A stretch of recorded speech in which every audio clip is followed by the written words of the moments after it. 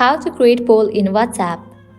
Let's get started. Make sure you are using the latest version of WhatsApp. To check that, launch your Play Store or App Store.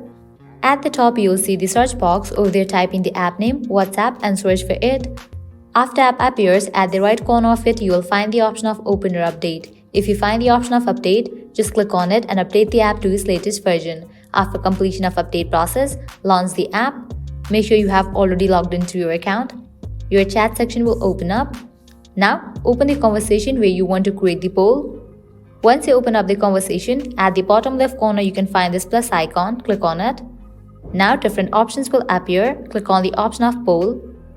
Now type in question for the poll. Then you can type in the options.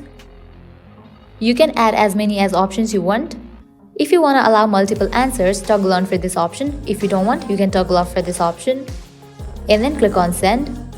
With that, you have just created the poll and you have sent the poll. Now person in the conversation can reply to the poll.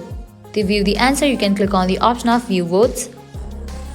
So that's all for this video. By applying the same process, you can create poll in other conversations as well. At the end, if you guys find this video helpful, don't forget to like, share and subscribe to our channel. Thank you.